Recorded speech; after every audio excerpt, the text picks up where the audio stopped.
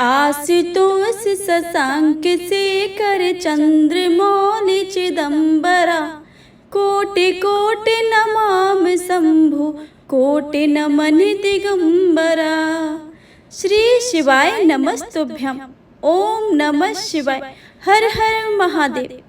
हे प्रिय भक्तजनों, आज सोमवार का दिन है और आप सभी रसपान करेंगे शिव पुराण में वर्णित भगवान भोलेनाथ की बहुत ही दुर्लभ कथा का। तो आप सभी भक्तों से विनम्र अनुरोध है कि कथा को पूरे भक्ति भाव से और प्रसन्न मन चित्त से पूरा अवश्य सुनिएगा और कमेंट बॉक्स में हर हर महादेव लिखना बिल्कुल भी मत भूलिएगा। तो आइए आज की कथा का रसपान करते हैं। जय श्री गणेश। शिव पुराण की कथा के अनुसार एक बार वास्कल नामक गांव में बिंदुक नामक एक ब्राह्मण रहता था। वह बड़ा दुराचारी और महापापी था। उसकी स्त्री बहुत सुंदर थी, लेकिन वह कुमार्ग पर ही चलता था। उसकी पत्नी का नाम चंचुला था और वह सदैव धर्म के पालन में लगी रहती थी। इस तरह कुकर्म में लगे हुए उस ब्राह्मण के साथ उसे बहुत वर्ष बीत गए। अपने धर्म में नष्ट होने के डर से कभी भी अपने धर्म से विचलित नहीं हुई। लेकिन उसका पति तो दुराचारी ही था, इसलिए दुराचारी पति के आचरण से प्रभावित होकर वह स्त्री भी अपने ही पति की तरह दुर्चारणी हो गई। बहुत समय बीत जाने के बाद वह दूषित बुद्धि वाला दुष्ट ब्राह्मण समय के अनुसार मृत्यु को प्राप्त होकर नरक में चला गया। बहुत दिनों तक नरक के दुख भोग कर वह पापी एक भयंकर पिशाच हो गया। दूसरी तरफ उस दुराचारी पति की मृत्यु के पश्चात चंचुला बहुत समय तक अपने पुत्रों के साथ अपने घर में ही रहती रही। एक दिन ईश्वर की कृपा से वह अपने भाई बंधुओं के साथ एक तीर्थ क्षेत्र में चली गई। तीर्थ यात्रियों के साथ उसने तीर्थ के जल में स्नान किया और अपने भाइयों के साथ इधर उधर घूमने लगी। वहां उसने एक देव मंदिर में एक ब्राह्मण को भगवान शिव की परम पवित्र और उत्तम पौराणिक कथा कहते हुए सुना। वह ब्राह्मण यह कह रहा था कि जो स्त्रियां पर पुरुषों के साथ व्यभिचार करती हैं, यमराज के दूत उन्हें बहुत कष्ट देते हैं। ऐसा सुनकर चंचुला भव से कांपने लगी। उसने विचार किया, उसने तो अपने पति के साथ बहुत पाप किए हैं, तो उसे भी उन पापों का दंड भोगना ही पड़ेगा। इसके बाद उसे चैन नहीं आया और उसने ब्राह्मण से विनती की कि हे प्रभु, मेरे ऊपर आप कृपा करें और मेरा उद्धार करें। मैं आपके प्रवचन सुनकर भय से कांप रही हूँ और इस संसार में मुझे बैराग हो रहा है। मैंने जीवन भर दुराचार किया है। ना जाने मेरे मरने के बाद मुझे कैसी कैसी घोर यातनाएं सहनी पड़ेंगी। कौन मेरा साथ देगा? यमराज के उन भयंकर दूतों को मैं कैसे देख पाऊंगी? हे प्रभु, आप मेरा कल्याण करें। चंचुला के इन वचनों को सुनकर ब्राह्मण बोले कि हे चंचुला, यह तो बड़े सौभाग्य की बात है। भगवान शंकर की कृपा से शिव पुराण की कथा को सुनकर तुम्हारा मन समय पर सावधान हो गया है। पश्चाताप ही पाप करने वाले पापियों के सबसे बड़ा प्रायश्चित है। साधु संतों ने भी प्रायश्चित को ही समस्त पापों का नाश करने वाला बताया है। पश्चाताप से ही पापों की शुद्धि होती है। जो मनुष्य पश्चाताप करता है वही समस्त भय से मुक्त होकर निर्भय हो जाता है। इसलिए ब्राह्मण पत्नी, तुम वैसे से अपने मन को हटाओ और भक्ति भाव में भगवान शंकर की इस पावन कथा को सुनो। इस कथा को सुनने से तुम्हारे चित्त की शुद्धि होगी और तुम्हें मोक्ष की प्राप्ति हो जाएगी। ऐसा सुनने के बाद उस चंचला ने शिव पुराण की कथा को सुनने की इच्छा से मन में उन ब्राह्मण देव की सेवा का संकल्प लिया और उन्हें ही साथ रहने लगी। उसके पश्चात शुद्ध बुद्धि वाले उस ब्राह्मण ने उस स्त्री यानी चंचुला को शिव पुराण की समस्त कथा सुनाई। तत्पश्चात समय का चक्र पूरा होने के बाद भक्ति ज्ञान और वैराग्य से युक्त हो उसने अपना शरीर बिना किसी कष्ट के त्याग दिया। इतने में त्रिपुर शत्रु भगवान शिव का भेजा हुआ दिव्य विमान उसे लेने पहुंचा और उसे तत्काल शिवपुरी में पहुंचा दिया। वह दिव्यांगना हो गई थी। शिवलोक पहुंचकर उसने सनातन देवता त्रिनेत्रधारी महादेव जी के दर्शन किए। सभी मुख्य मुख्य देवता उनकी सेवा में खड़े थे। श्री गणेश जी, भृंगी, नंदीश्वर तथा वीरभद्र आदि उनकी सेवा में उत्तम भक्ति भाव से उपस्थित थे। उनकी अंग कांति करोड़ों सूर्यों के समान प्रकाशित हो रही थी। कंठ में नील चिन्ह शोभा पाता था। उनके 5 मुख और प्रत्येक मुख में 3-3 नेत्र थे। मस्तक पर अर्ध चंद्रमा मुकुट शोभा देता था। वामांग भाग में गौरी देवी शोभामान थी, जो दिव्य पुंज के समान प्रकाशित हो रही थी। गौरीपति महादेव जी की कांति कपूर के समान गौर थी और उनका शरीर श्वेत भस्म से भासित था। शरीर पर श्वेत वस्त्र शोभा पा रहे थे। दर्शन करके वह बड़े प्रेम, आनंद और संतोष से युक्त होकर विनीत भाव से खड़ी हो गई। पार्वती जी ने उसे अपनी सखी बना लिया। तब वह अक्षय सुख का अनुभव करने लगी। चंचुला ने पार्वती जी से प्रार्थना की कि हे गिरिराज नंदिनी, आप समस्त सुखों को देने वाली और ब्रह्मा विष्णु आदि सभी देवताओं द्वारा पूजित हो। आप ही संसार की सृष्टि, पालन और संहार करता हो। तीनों गुणों का आश्रय आप ही हो। आप ही परम शक्ति हो। इस तरह स्तुति से पार्वती जी को प्रसन्न करके पूछा कि हे दीन वत्सले, मेरे पति बिंदु इस समय किस योनि में है? मैं अपने पति से जिस प्रकार संयुक्त हूँ वैसे ही उपाय कीजिए। उनकी मृत्यु मुझसे पहले हो गई थी। न जाने वे किस गति को प्राप्त हुए हैं। इस पर पार्वती जी ने कहा कि हे चंचुला, तेरा पति बिंदु, जो कि अपने कर्मों के कारण लंबे समय तक नरक को भोग रहा तथा बिंद पर्वत पर भयानक पिशाच योनि में रह रहा है और अनेकों दुखों को झेल रहा है। यह सुनकर चंचुला बहुत दुखी हो गई। उसे दुखी देखकर पार्वती जी को दया आ गई। उन्होंने भगवान शिव की उत्तम कीर्ति का गान करने वाले गंधर्वराज तुम्बारु को बुलाकर सारी बातें बताईं और आदेश दिया कि वह बिंदु को यत्न पूर्वक पवित्र शिव पुराण की कथा सुनाए।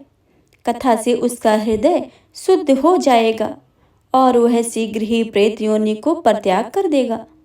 उसके बाद विमान पर बैठाकर उसे मेरी आज्ञा से तुम शिव के समीप ले आना। आज्ञा अनुसार गंधर्वराज तुम्बारु विंध्य पर्वत पर गए। वहां पर पिशाच को बलप्त पासों में बांधकर शिव पुराण की पवित्र कथा सुनाई गई और बहुत सारे देवता आदि कथा सुनने आए। कथा सुनने के उपरांत पिशाच का हृदय शुद्ध हो गया। उसने पिशाच योनि का परित्याग कर दिया। विशुद्ध हो जाने पर उसे भी शिवलोक की प्राप्ति हुई। उसे वहां पार्षद बना दिया गया। दोनों पति पत्नी सनातन धाम में अविचल निवास पाकर सुखी हो गए थे। प्रेम से बोले गौरी पुत्र गणेश की जय, उमापति शंकर भगवान की जय। एक नगर में एक बहुत धनवान साहूकार रहता था, जिसके घर में धन की कोई कमी नहीं थी। परंतु उसके एक बहुत बड़ा दुख था कि उसका कोई पुत्र नहीं था। वह इसी चिंता में दिन रात लगा रहता था। वह पुत्र की कामना के लिए प्रत्येक सोमवार को शिव जी का व्रत और पूजन किया करता था तथा सायंकाल को शिव मंदिर में जाकर शिव जी के सामने दीपक जलाया करता था। उसकी इस भक्ति को देखकर एक समय पार्वती जी ने शिव महाराज जी से कहा कि हे महाराज, यह साहूकार आपका अनन्य भक्त है और सदैव आपका व्रत और पूजन बड़ी ही श्रद्धा से करता है। इसकी मनोकामनाएं पूर्ण करनी चाहिए। शिव जी ने कहा कि हे पार्वती, यह संसार कर्म क्षेत्र है। जैसे किसान खेत में जैसे बीज बोता है वैसा ही फल काटता है, उसी तरह इस संसार में जैसा कर्म करते हैं वैसा ही फल भोगते हैं। पार्वती जी ने अनंत आग्रह से कहा कि महाराज, जब यह आपका अनन्य भक्त है और इसको अगर किसी प्रकार का दुख है तो आपका अवश्य दूर करने चाहिए, क्योंकि आप सदैव अपने भक्तों पर दयालु होते हैं और उनके दुखों को दूर करते हैं। यदि आप ऐसा नहीं करेंगे तो मनुष्य आपकी सेवा तथा व्रत क्यों करेंगे? पार्वती जी का ऐसा आग्रह देखकर शिव जी महाराज जी कहने लगे कि हे पार्वती, इसके कोई पुत्र नहीं है, इसी चिंता में है अत्यंत दुखी रहता है। इसके भाग्य में पुत्र न होने पर भी मैं इसको पुत्र प्राप्ति का वर देता हूँ, परंतु यह पुत्र केवल 12 वर्ष तक ही जीवित रहेगा। इसके पश्चात वह मृत्यु को प्राप्त हो जाएगा। इससे अधिक मैं और कुछ नहीं कर सकता हूँ। यह सब बातें साहूकार सुन रहा था। इससे उसको कुछ ना प्रसन्नता हुई और न ही कुछ दुख हुआ। वह पहले जैसे ही महाराज शिव जी का पूजन व्रत किया करता था। कुछ काल व्यतीत हो जाने पर साहूकार की स्त्री गर्भवती हो गई और 10वें महीने में उसके गर्भ से अति सुंदर पुत्र की प्राप्ति हुई। साहूकार के घर में बहुत खुशी मनाई गई, परंतु साहूकार ने अपनी केवल 12 वर्ष आयु की जानकर अधिक प्रसन्नता प्रकट नहीं की और न ही किसी को यह भेद बताया। जब वह बालक 11 वर्ष का हो गया तो उस बालक की माता ने उसके पिता से विवाह आदि के लिए कहा, तो वह साहूकार कहने लगा कि मैं अभी इसका विवाह नहीं करूंगा, उसके पुत्र को काशी जी पढ़ने के लिए भेजूंगा। फिर साहूकार ने अपने साले अर्थात बालक के मामा को बुलाकर उसको बहुत सा धन देकर कहा कि तुम बालक को काशी पढ़ने जी के लिए जाओ और रास्ते में जिस स्थान पर भी जाओ यज्ञ तथा ब्राह्मणों को भोजन कराते जाना। वह दोनों मामा भांजे यज्ञ करते हुए और ब्राह्मण को भोजन कराते जा रहे थे। रास्ते में उनको एक शहर पड़ा। उस शहर में राजा की कन्या का विवाह था, जिस कारण पूरे नगर को सजाया गया था। निश्चित समय पर बारात आ गई, लेकिन वर का पिता अपने बेटे के एक आंख से काने के होने के कारण बहुत चिंतित था। उसे भय था कि इस बात का पता चलने पर कहीं राजा विवाह से इनकार न कर दे, उसकी बहुत बदनामी भी होगी। जब वर के पिता ने व्यापारी के पुत्र को देखा तो उसके मन में यह विचार आया। उसने सोचा कि क्यों न इस लड़के को दूल्हा बनाकर राजकुमारी से विवाह करा दूं। विवाह के बाद इसको धन देकर विदा कर दूंगा और राजकुमारी को अपने नगर ले जाऊंगा। वर के पिता ने लड़के के मामा से इस संबंध में बात की। मामा ने धन मिलने के लालच से वर के पिता की बात स्वीकार कर ली।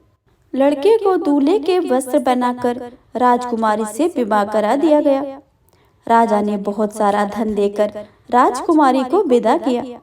शादी के बाद जब लड़का राजकुमारी के साथ लौट रहा था तो वह सोचने लगा और उसने राजकुमारी की ओढ़नी में लिख दिया था, राजकुमारी, तुम्हारा विवाह मेरे साथ हुआ था। मैं तो वाराणसी पढ़ने के लिए जा रहा था और तुम जिस नवयुवक की पत्नी बनेगी वह एक आंख से काना है। जब राजकुमारी ने अपनी ओढ़नी पर लिखा हुआ यह पढ़ा तो उसके काने लड़के के साथ जाने से इनकार कर दिया। राजा को जब यह बातें पता लगी तो उसने राजकुमारी को महल में ही रख लिया। उधर लड़का अपना मामा के साथ वाराणसी पहुंचा और गुरुकुल में पढ़ना शुरू कर दिया। जब उसकी आयु 12 वर्ष की हुई तो उसने यज्ञ किया। यज्ञ की समाप्ति पर ब्राह्मणों को भोजन करवाया और खूब सारा अन्न वस्त्र दान दिए। रात को वह अपने शयन कक्ष में सो गया। शिव के वरदान के अनुसार शयनावस्था में ही उसके प्राण पखेरु उड़ गए। सूर्योदय पर मामा मृत भांजे को देखकर रोने पीटने लगा। आसपास के लोग भी एकत्रित होकर दुख प्रकट करने लगे। लड़के के मामा के रोने के विलाप करने के स्वर समीप से गुजरते हुए भगवान शिव और माता पार्वती भी सुन रहे थे। माता पार्वती ने भगवान शिव से कहा कि हे प्राणनाथ, मुझे इसके रोने के स्वर में सहन नहीं हो रहा है, आप इस व्यक्ति के कष्टों को दूर कर दीजिए। भगवान शिव ने माता पार्वती के साथ अदृश्य रूप में समीप जाकर देखा तो भोलेनाथ माता पार्वती जी से बोले, यह तो उसी व्यापारी का पुत्र है जिसे मैंने 12 वर्ष की आयु का वरदान दिया था। अब इसकी आयु पूर्ण हो चुकी है। तो माता पार्वती ने भगवान शिव से निवेदन करके बालक को जीवन देने का आग्रह किया। माता पार्वती के आग्रह पर भगवान शिव ने उस लड़के को जीवित होने का वरदान दे दिया और कुछ ही पलों में वह जीवित होकर उठ बैठा। शिक्षा समाप्त करके लड़का मामा के साथ अपने नगर की ओर चल दिया। दोनों चलते हुए उसी नगर में पहुंचे जहां उसका विवाह हुआ था। उस नगर में भी यज्ञ का आयोजन किया। समीप से गुजरते हुए नगर के राजा ने यज्ञ का आयोजन देखा तो उसने तुरंत ही लड़के और मामा को पहचान लिया। यज्ञ के समाप्त होने पर राजा मामा और लड़के को महल में ले आए और कुछ दिन उसे महल में रखकर बहुत सा धन वस्त्र देकर राजकुमारी के साथ विदा कर दिया। इधर भूखे प्यासे रहकर व्यापारी और उसकी पत्नी बेटे की प्रतीक्षा कर रहे थे। उनकी प्रतिज्ञा रखी थी कि यदि उन्हें अपने बेटे की मृत्यु का समाचार मिलेगा तो दोनों अपने प्राण त्याग देंगे। परंतु जैसे ही अब उसने बेटे के जीवित वापस लौटने का समाचार सुना तो वह बहुत प्रसन्न हुए। वह अपनी पत्नी और मित्रों के साथ नगर के द्वार पर पहुंचे। अपने बेटे के विवाह का समाचार सुनकर पुत्र वधू राजकुमारी को देखकर उनकी खुशी का ठिकाना ही ना रहा। उसी रात भगवान शिव ने व्यापारी के स्वप्न में आकर कहा कि हे श्रेष्ठ, मैंने तेरे सोमवार के व्रत करने का और व्रत कथा सुनने से प्रसन्न होकर तेरे पुत्र की आयु लंबी प्रदान कर दी है। पुत्र की लंबी आयु जानकर व्यापारी बहुत प्रसन्न हुआ। शिव भक्त होने तथा सोमवार का व्रत करने से व्यापारी की सभी मनोकामनाएं पूर्ण हुई। इस प्रकार जो भक्त सोमवार का विधिवत व्रत करते हैं और व्रत की कथा सुनते हैं उनकी सभी इच्छाएं भगवान भोलेनाथ माता पार्वती पूर्ण कर देते हैं। तो प्रेम से बोलिए शिव शंकर भोलेनाथ की जय। श्री गणेश गिरिजा सुमन मंगल मूल सुजान, कहते अयोध्या दास तुम देव अभय वरदान। जय गिरिजापति दीन दयाला, सदा करत संतन प्रतिपाला। भाल चंद्रमा सोहत नीके, कानन कुंडल नाग फनी के। अंग गौर शिव गंग बहाए, मुंड माल तन छार लगाए।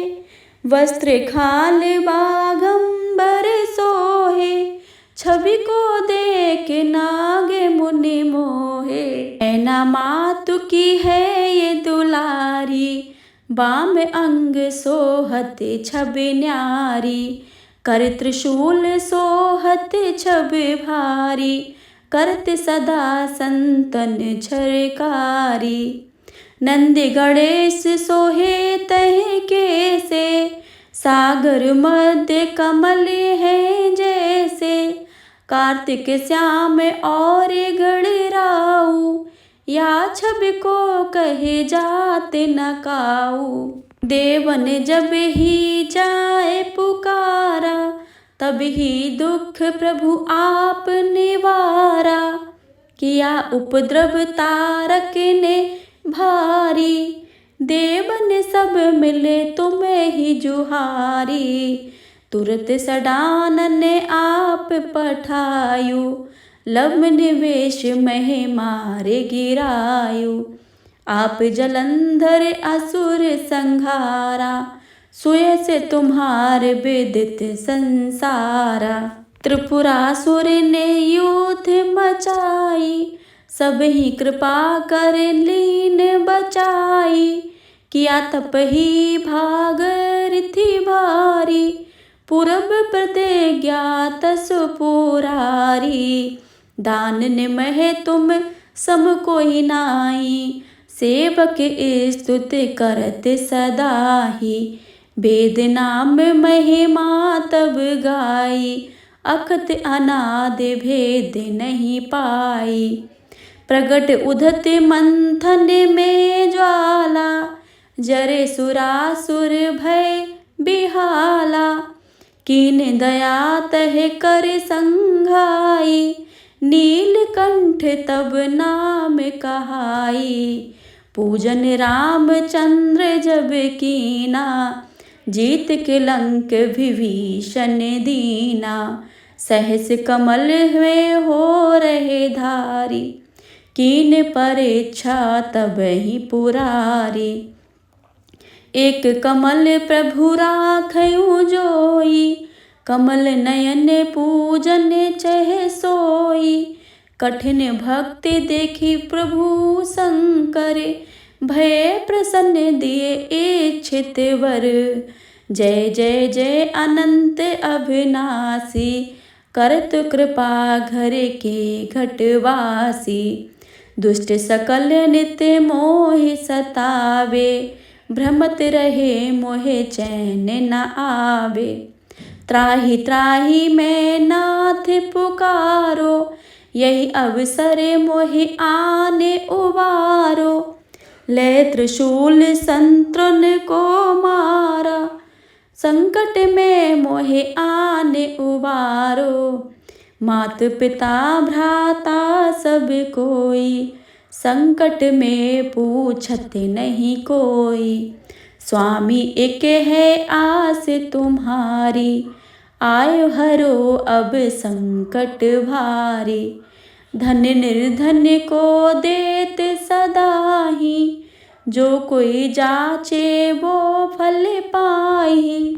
अस्तुत के विधि करो तुम्हारी, क्षमो नाथ अब चूके हमारी। शंकर हो संकट के नाशन, मंगल कारण विघ्न विनाशन। योगी यति मुनि ध्यान लगावे, नारद सारद शीस नवावे। नमो नमो जय नमो शिवाय, सुर ब्रह्मादि के पार न पाए।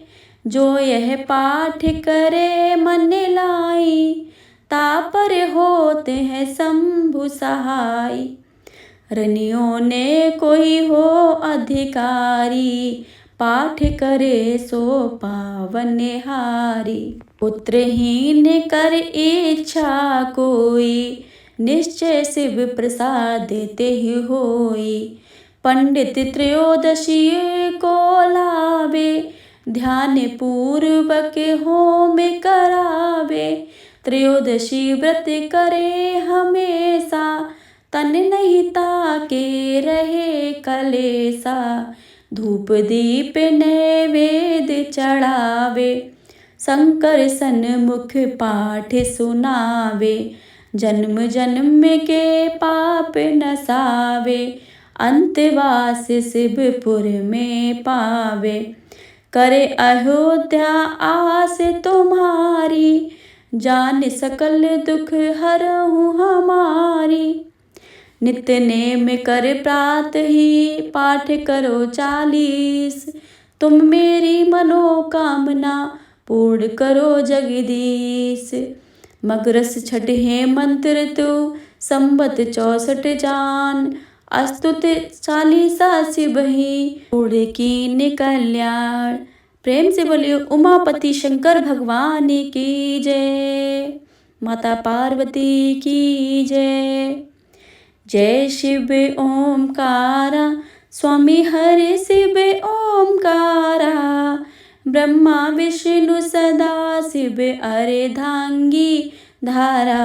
ओम हरे हरे हरे महादेव। एकानन चतुरानन पंचानन राजे। हंसानन गरुड़ासन वृषवाहन साजे। ओम हरे हरे हरे महादेव। ओ भुज 4 चतुर्भुज 10 भुज अति सोहे। त्रिगुण रूप निरखता त्रिभुवन जन मोहे। ओम हरे हरे हरे महादेव। अचमाला वनमाला रुंडमाला धारी। चंदन मग मृद सोहे भोले शशिधारी। ओम हरे हरे हरे महादेव। पीतांबर पीतांबर बागांबर अंगे। सनकादिक ब्रह्मादिक भूतादिक संगे। ओम हरे हरे हरे महादेव। करके मध्य कमंडल चक्र त्रिशूल धरता। स्वामी चक्र त्रिशूल धरता। जग करता जग भरता जग संहार करता। ओम हरे हरे हरे महादेव। ब्रह्मा विष्णु सदा शिव जानत अविवेका। प्रणवांछर के मध्य ये तीनों एका। ओम हरे हरे हरे महादेव। काशी में विश्वनाथ विराजत नंदी ब्रह्मचारी।